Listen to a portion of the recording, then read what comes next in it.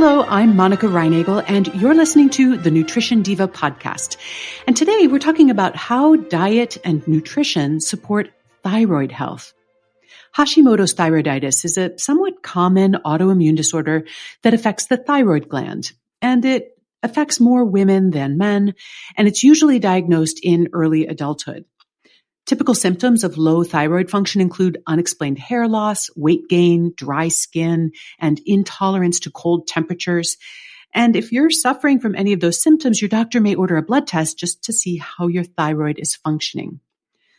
Standard medical treatment for Hashimoto's focuses on monitoring the levels of thyroid hormone and then supplementing them with replacement hormone as needed.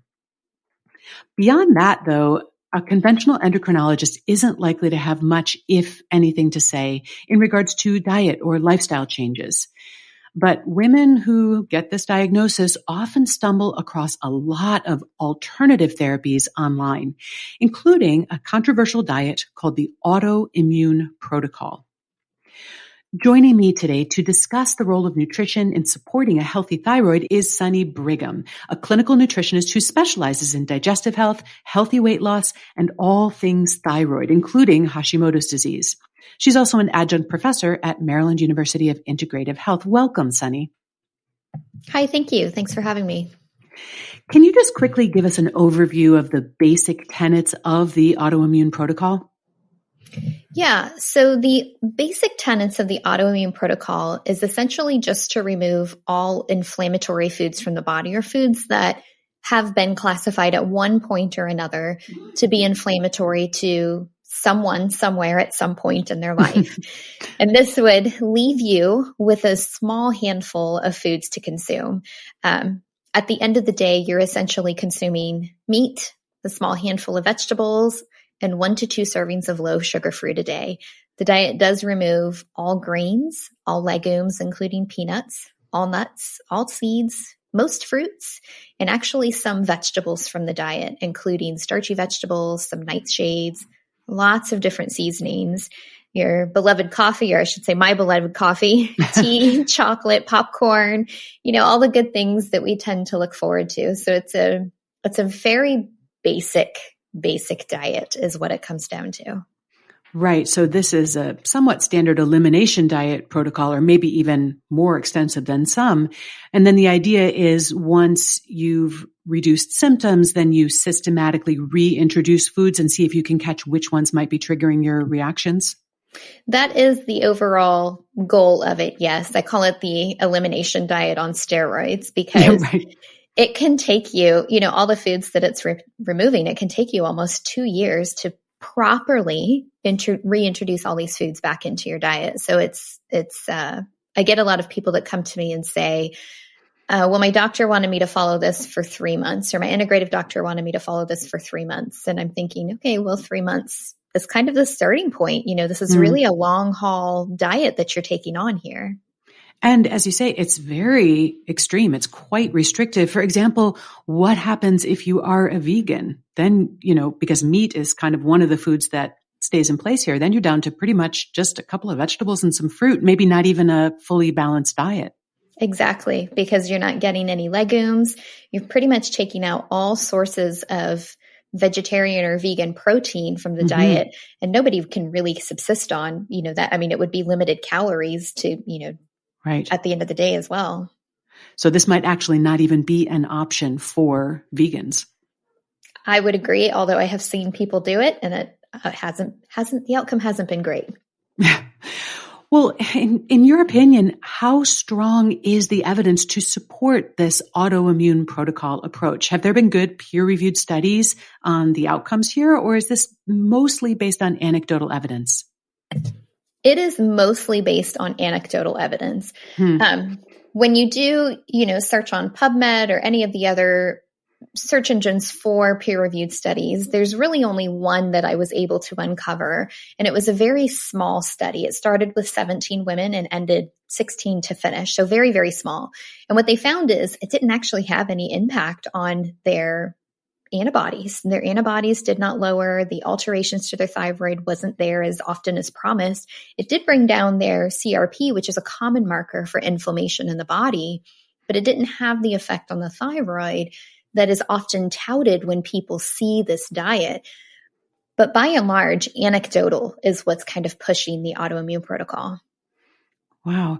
So was this study long enough to have gone through not only the elimination period, the initial elimination period, but then the entire reintroduction, or did it just focus on that initial elimination period?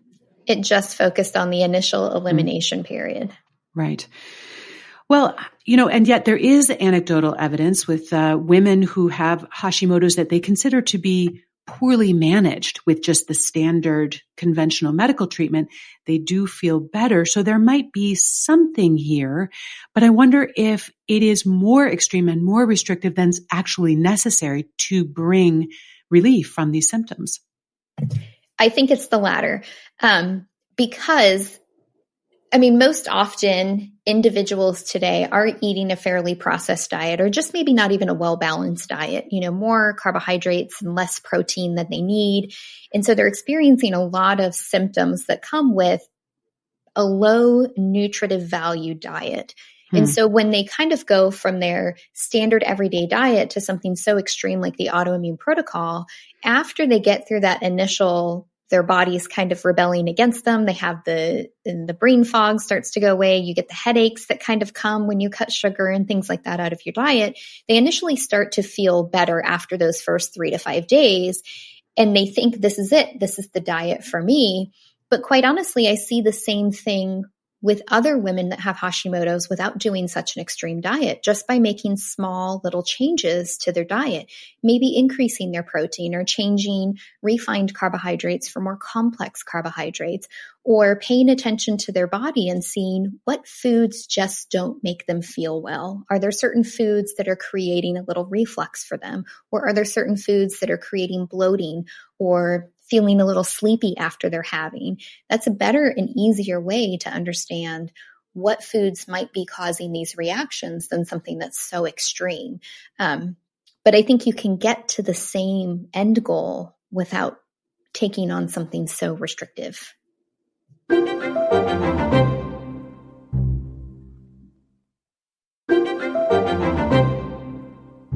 Sunny, you've said that you do have a lot of women who come into your practice who have tried this on their own. What has your clinical experience been with this protocol, specifically with Hashimoto's patients?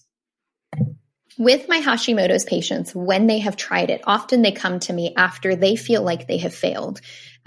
They feel like they couldn't make it work for them. And I have to challenge them on that thought process, because I feel like the diet is set up for failure.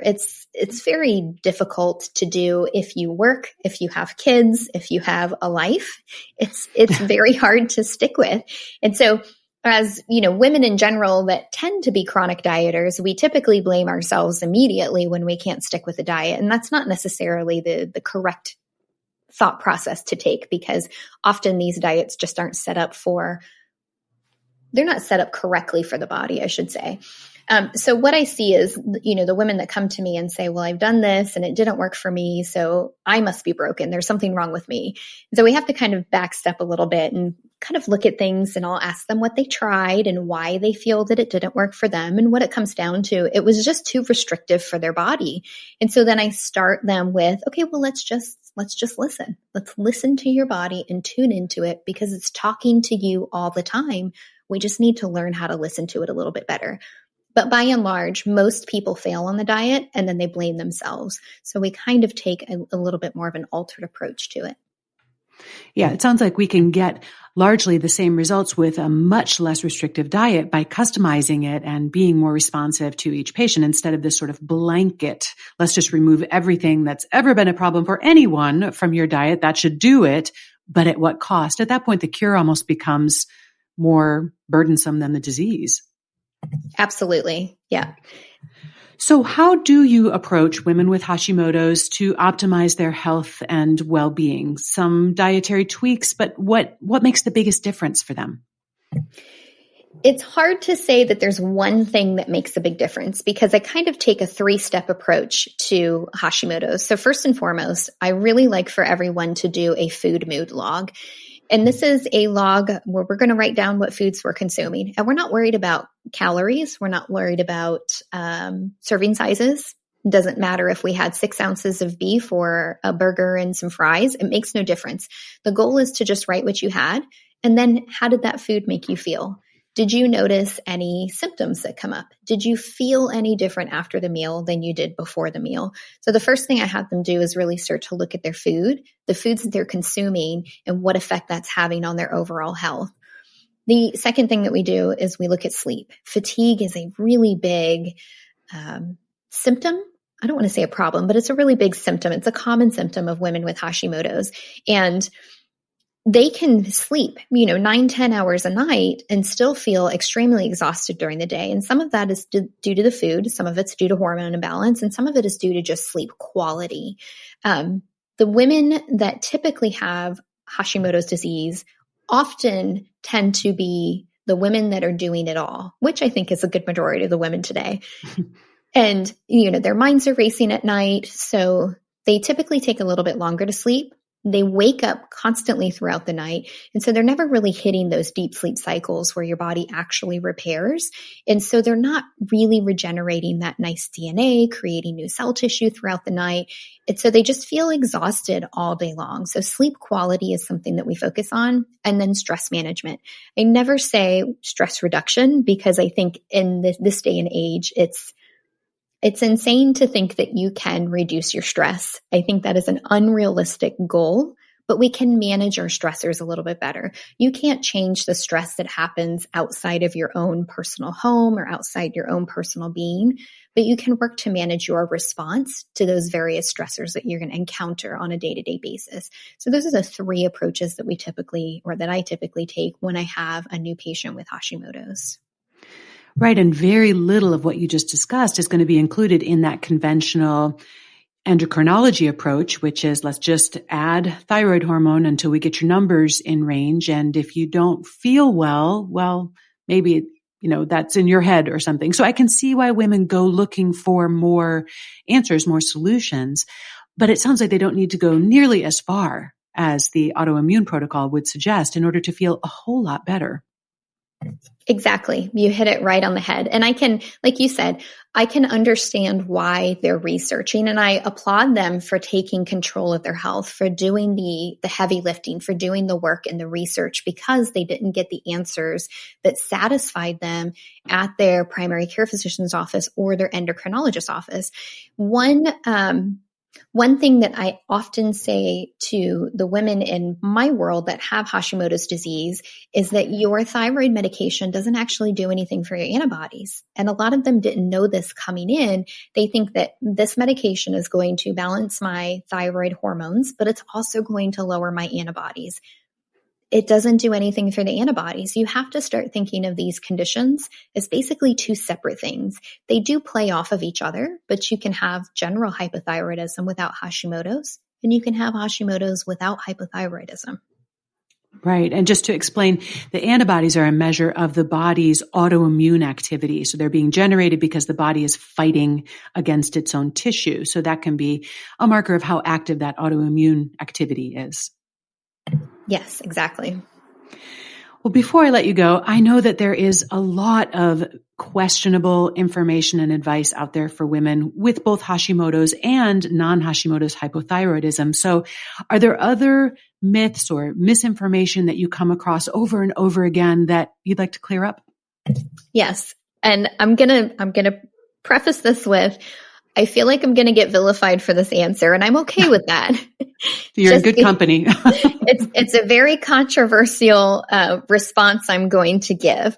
But I would encourage anybody that feels targeted by my answer to dive into the research themselves. So one that really sticks out to me is soy. I feel like soy gets a bad rap on the internet. Everyone wants everybody to stay away from soy. And with Hashimoto's, that is one of the first foods that people will say, you have to remove, you have to stay away from soy. But nobody is actually looking at the benefits of soy or reading the studies on soy. And I'm not talking about like processed soy products, but really healthy soy, like fermented soy, tempeh, and miso, things that are really good for your gut microbiome. But people say, let's remove soy because it's a goitrogen. It affects how the thyroid functions. And it can be. It absolutely can be a goitrogen, but it's not a goitrogen for everybody. But if we look at sweet potatoes and strawberries, those are also goitrogens, but nobody is, standing on top of the mountain screaming, everybody stop eating sweet potatoes. Right. And often the degree to which they would have an effect on the thyroid is dependent on other nutritional statuses like iodine sufficiency and those kinds of things. So in a well-balanced diet, they may have no negative effect whatsoever. And like you said, a lot of positive benefits. Exactly. It's not just a soy is bad, let's remove it from the population. There are so many factors that go into whether soy is okay for a person or soy is not okay for a person. And I think the same point could be made about the cruciferous vegetables, which are also often held up as goitrogens and can often be very safely consumed by people with Hashimoto's in the right context. And they are super nutritious. And even the nightshades that you mentioned that were eliminated on the autoimmune protocol, it's true that some subset of the population are very sensitive to the solanine in nightshades and may have inflammatory responses. But for the majority of the population who is not sensitive to solanine, you're just eliminating a lot of really nutritious vegetables by eliminating that whole category of foods. And for people who are wondering what nightshades are, I do have a whole episode on nightshades, and we'll link to that in the show notes so that you can research that further. Exactly. I think I've only had one client that truly reacted to solanine. Everyone else might maybe react to one particular nightshade, if at all. But otherwise, you're just removing, like you said, nutritious foods for the body without ever really needing to. Exactly. And what we're after here is a healthy life that we can actually enjoy living at the end of the day. Absolutely. Well, thank you so much, Sunny, for sharing your experience and your expertise with my audience. I really appreciate it. And you can learn more about Sunny Brigham's holistic approach to health and nutrition and thyroid health on her website, which is at CompleteHealthSB.com. And of course, we'll have a link to that in our show notes. Thanks again, Sunny. Thank you, Monica, for having me. I appreciate it. And you'll find show notes for today along with transcripts for all of our episodes on our website at quickanddirtytips.com. And I'd also like to invite you to check out my other podcast with Brock Armstrong. It's called The Change Academy. And in that podcast, we talk about the art and science of behavior change. The Nutrition Diva podcast is a quick and dirty tips podcast. It's audio engineered by Nathan Sems with script editing by Adam Cecil. Our assistant manager is Emily Miller, and our marketing and publicity assistant is Davina Tomlin. Thanks so much for listening. I'll be back next week, and remember to eat something good for me.